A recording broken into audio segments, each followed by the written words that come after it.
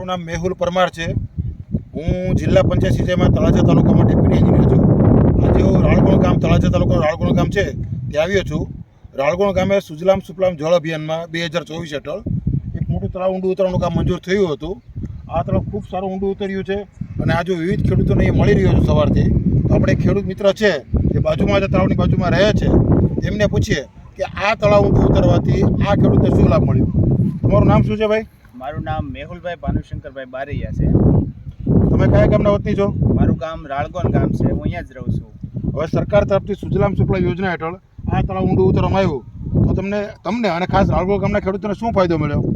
ખાસ કરીને અમારા ગામની અંદર આજે તળાવની કામગીરી કરવામાં આવી છે. એને લીધે આજુબાજુના અમારા ગામના ખેડૂતોને છે એ માટીની સુવિધા મળી છે. આ ઉપરાંત આજુબાજુના તળાવ ઊંડું ઉતારવાને કારણે અમારે જે કવાની અંદર જે પાણી ખૂટી જતું હતું દર વર્ષને, જેથી કારણે આ વર્ષે તળાવની અંદર પાણી ભરાણું છે. એ પાણીને કારણે અમારા કૂવાના સ્તર છે ઊંચા આવ્યા છે અને જે ખેતી માટે જે ઉપયોગિતા જે મેન જરૂરિયાત પાણીની હતી એ અમારી છે આ તળાવને કારણે છે પૂરી થાય છે. જેથી કરીને અમે ચોમાસા સિવાયના પણ પાકો અમે તળાવને કારણે લઈ શકશું. હવે સરકાર આ સુજલામ સુફલામ યોજના લાવી છે. છેલ્લા 7-8 વર્ષથી આ યોજના ચાલે છે. તો સરકાર પ્રત્યે તમારી શું માંગણી છે?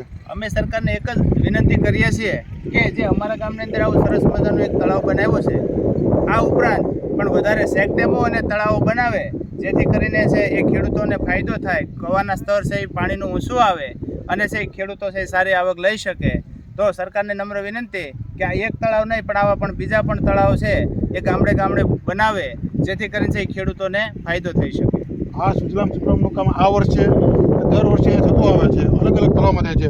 તમે આ યોજનાથી સુજલામ સુફલામ યોજના સંતુષ્ટ છો ખેડૂતો? હા, આ યોજનાથી અમે સંતુષ્ટ છીએ.